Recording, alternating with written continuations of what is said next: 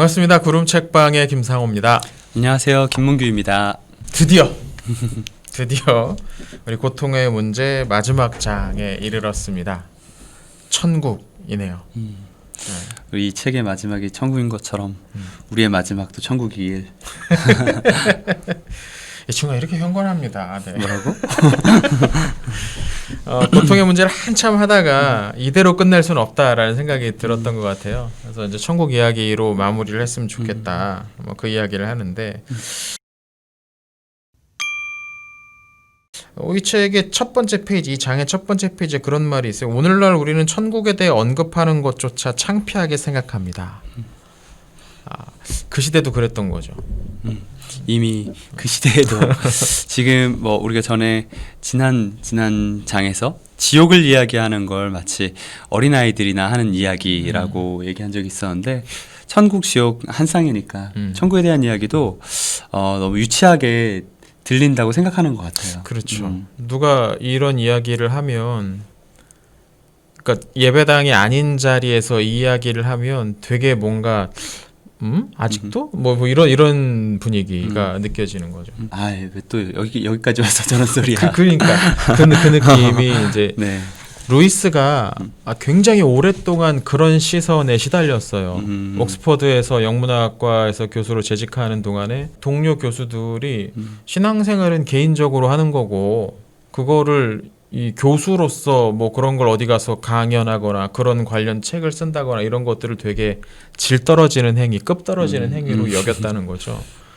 루이스가 결국 이제 정 교수가 옥스퍼드에서 못 됐던 이유도 그 부분 때문이었다라는 얘기가 많이 있어요. 그런데 이제 그 이유가 뭐냐? 어떤 사람은 그렇게 생각한다는 거죠. 천국이 혹시 미끼는 아닐까? 야, 그 믿음은 자기가 딱 결단하고 헌신하고 그런 게 믿음이지. 그 천국 가려고 믿는 게 그게 제대로 된 믿음이야? 아마 이런 식으로 좀 유치하게 생각하는 사람들이 있었다고 생각했나 봐요. 그러니까 그런 천국이라는 것 자체가 유치하다, 아니면 천국은 미끼에 불과하다, 이런 인식들이 천국에 대한 잘못된 개념에서부터 파생되는 것 같아요. 천국은 하나님의 주권이 완전히 이루어진 곳이라고 말씀해 주셨던 분이 계셨어요. 그런 면에서 보면은 천국은 정말 하나님의 뜻이 완전히 이루어진 곳, 계속 끊임없이 부드럽게 흘러가는 곳, 그리고 그 하나님과 언제나 함께 할 수 있는 곳, 뭐 이렇게 생각할 수 있을 것 같은데, 그렇게 생각하면 유치한 요소가 하나도 없잖아요. 그냥 내가 사랑하는 그분의 뜻대로 이루어지는 곳, 그분과 함께 할 수 있는 곳이라고 생각하면 이것을 소망하지 않는 것이 오히려 더 이상한 게 아닌가. 천국을 유치하다고 얘기하는 생각이 더 유치한 거 아닌가? 그런 생각도 듭니다. 네. 그러니까 그 부분에 관해서는 이렇게 또 직설적으로 대답을 하면, 이거 뒤에서 저희가 또 아마 이야기 나눌 주제이긴 한데, 천국은 대가만 바라는 사람이 갈망하는 것들을 하나도 제공해주지 않습니다. 개념이 전혀 다른 개념이라는 그런 이야기이기도 하죠. 전 루이스보다 천국을 생생하게 그려주는 사람을 아직 못 봤어요.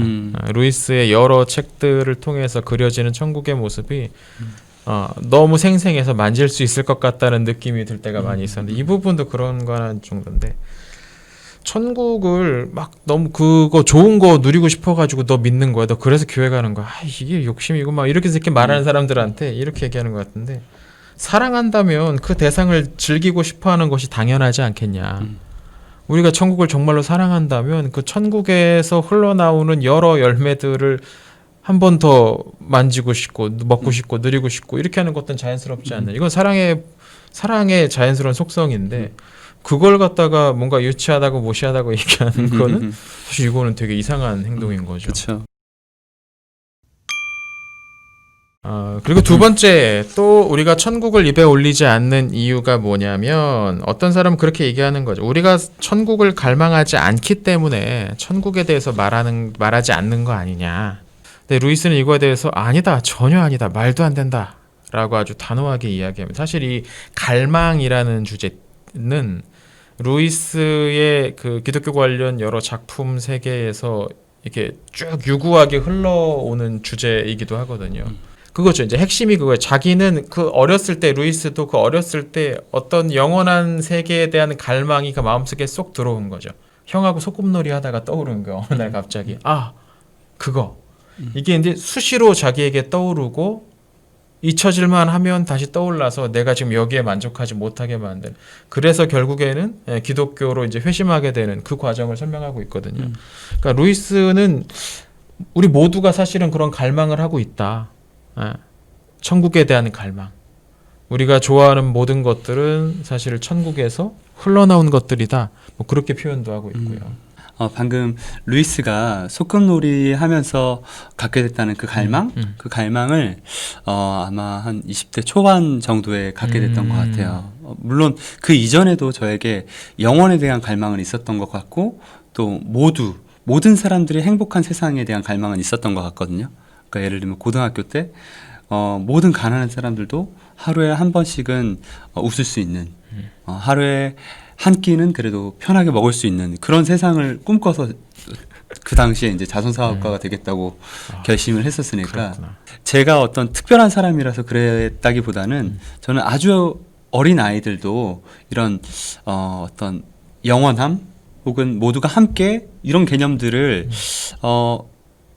인식이 생길 때부터 조금씩 갖게 되는 게 아닌가 그런 생각이 들었어요. 그게 뭐 전도서에서 이야기한 영혼을 사모하는 마음이라는 거일 테고, 그러니까 우리가 누리고 있는 많은 것들이 천국에서 흘러나왔다는 겁니다. 그래서 뭐 성이라든지 이 성에 대한 어떤 갈망은 사실 천국에서 이루어질 온전한 연합에서 파생되어 있는, 오늘 우리가 세상에서 보는 것들은 많은 부분이 그게 이제 왜곡되어 있는 모양인 거고, 부에 대한 강렬한 어떤 그 갈망도 마찬가지로 설명할 수 있지 않을까 싶어요. 우리가 하나님으로부터 얻을 수 있는 풍요로움, 하나님으로 얻을 수 있는 꽉 채워짐의 어떤 비틀린 모습. 그러니까 우리가 이 세상에서 뭔가를 좋아한다는 건 사실 그것을 진짜로 주실 수 있는 하나님에 대한 갈망에서 삐뚤어져 나와 있는 것들이 상당히 많다는 거죠. 그러니까 루이스는 천국을 바라지 않는 사람은 아무도 없다는 거예요. 그래서. 그런데 이제 반대쪽 입장에 있는 사람들은 아마 많은 사람들이 천국을 갈망하지 않는 것 같다라고 생각할 만한 그런 이유가 있었을 거 아니에요. 저 사람도 천국을 바랄까? 이렇게 많은 사람들이 이기적으로 행동하고 또 뭐 영원이나 아니면 모두 다 함께 행복한 이런 것들에 대한 개념은 전혀 없는 것 같은데. 그렇죠. 그럴 때가 있죠. 근데 아마도 루이스라면 그렇게 이야기하지 않았을까 싶은데, 저 사람들은 천국의 어떤 부분만을 잡고서 그것만 붙들고 있을 뿐인데 사실 천국의 어떤 전체적인 것을 바라지 못하고 한 부분만 떼어오니까 어떤 왜곡된 욕망으로 그게 이제 바뀐 상황일 텐데, 그럼에도 불구하고 이 세상에서 우리가 좋은 것은 모두 다 거기서 나온 것이다. 이게 아마 이제 루이스가 대답할 만한, 대답할 법직한 그런 말이 아닐까. 아무리 악한 사람들일지라도 다른 사람 다 상관없고 나만 영원히 행복했으면 좋겠어라고 생각하는 사람들도 만약에 천국에 간다면 와, 이게 정말 내가 원하던 그토록 그렇죠. 꿈꾸던 것이었구나 라고 그렇죠. 생각할 수 있을 것 같아요. 그렇죠. 방금 얘기한 것 중에서 살짝 이제 실마리가 하나가 나오긴 했는데, 천국에 가면 이게 정말 내가 바랐던 거구나라는 것을 깨닫게 될 거다. 천국에 있는 나의 자리는 나 한 사람, 오직 나 한 사람에게 맞추어 만든 자리처럼 보일 것입니다. 바로 내가 그 자리에 맞추어서 장갑이 손에 맞추어 한 땀 한 땀 만들어지듯이 만들어졌기 때문입니다. 천국에 가면 이게 진정으로 내가 바랬던 거구나를 거기서 이제 확인할 수 있을 때, 우리가 이 세상에서는 그거를 확인을 못하니까 이제 자꾸 다른 것들을 이제 바라게 되는 것 같아요. 이 이야기를 이제 저자가 왜 하냐면, 그 천국에 대해서 좀 더 왜곡된 이미지가 하나가 있습니다. 그게 뭐냐면, 천국 가면은 우리의 어떤 개별적인 자아는 다 사라져 버리고 하나님에게로 완전히 흡수되어 버리는 듯한, 거기서 그냥 다 하나가 되는 듯한 그런 관점이 옳지 않다, 성경적이지 않다라는 말을 하기 위해서 이 주장을 꺼낸 거거든요. 그러니까 천국이라는 것은 마치 우리가 사용하는 스마트폰이나 아니면 자동차처럼 기성품, 그냥 이미 만들어진 거, 거기 가서 내가 맞춰야 되는 거라고 생각을 하고 있는 것 같아요. 그래서 그게 나한테는 내 취향은 아닐 수 있어. 나는 오히려 천국보다 이 세상이 더 재밌을 것 같은데, 그러니까 천국이 내 취향이 아닐 거다 라고 생각하는 사람들이 상당히 많은 것 같더라고요. 그런데 루이스가 말하는 것, 이 천국이라는 것은 모두가 도달했을 때 와, 이게 최고네, 내가 정말 평생 동안 원해왔던 바로 그게 이거였네라는 그런 개념을 설명하고 있는 것 같습니다. 그렇죠. 그러니까 아마 천국과 가장 어울리지 않는 단어가 있다면 boring 이런 단어가 아닐까. 지루함, 권태로움, 아마 그것과 가장 어울리지 않는 곳이 천국이 아닐까. 그리고 반대로 천국을 설명하는 가장 좋은 단어 중 뭐 여러 가지가 있겠지만 그 중에 하나가 있다면 다채로움 뭐 이런 게 아닐까 싶어요. 저는.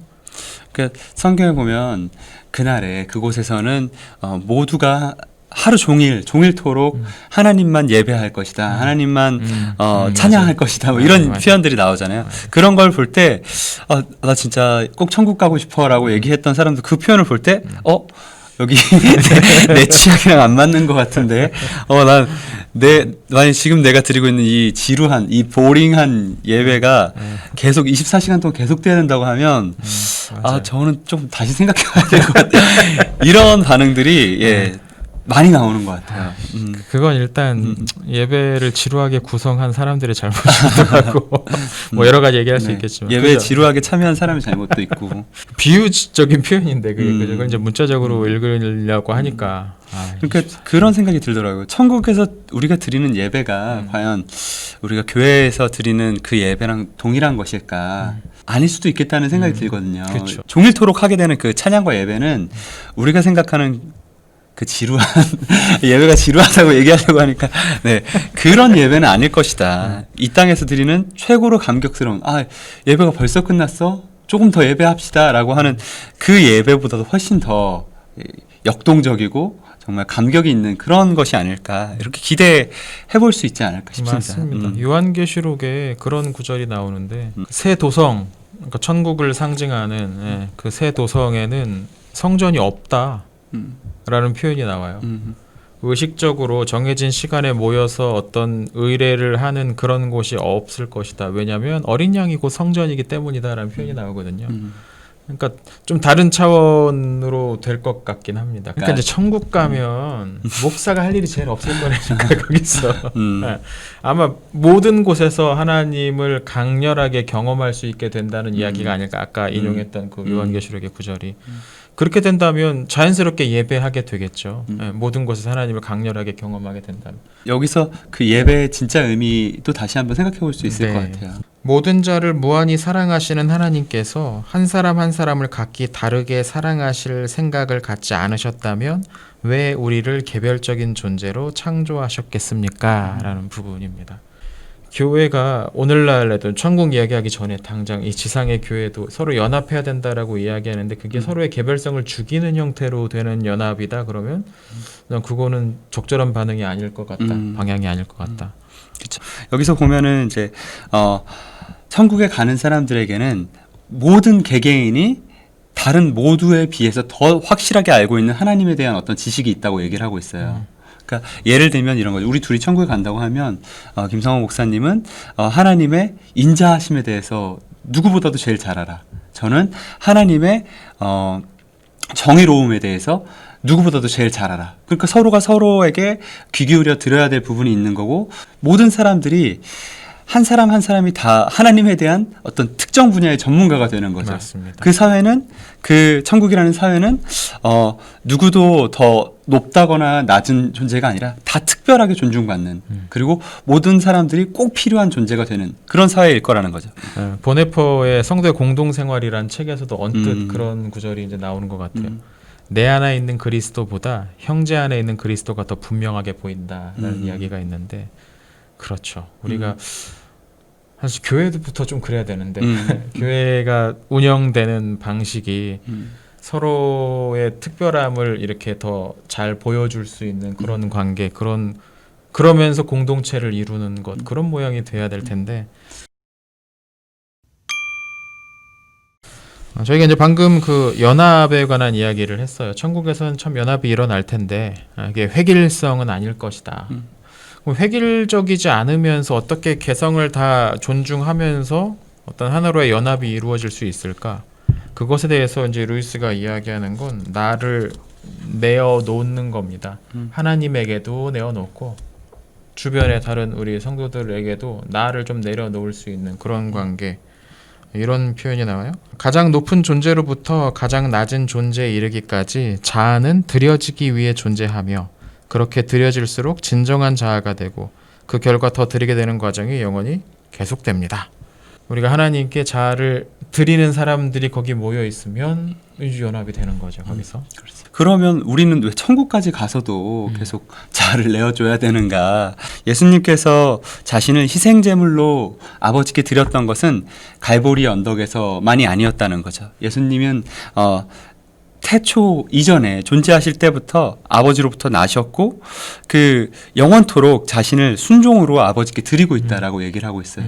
그 관계에서 이제 성령님께서 이제 나오시고 계신다고 얘기를 하고 있습니다. 그러니까 아버지와 아들 하나님 그리고 성령님의 관계도 이미 서로가 서로에게 자신을 내어주는 그 아름다운 조화에서 이제 계속되고 있다는 거예요. 우리가 천국에서 어떻게 그럼 그 사회 생활을 영위할 수 있을까?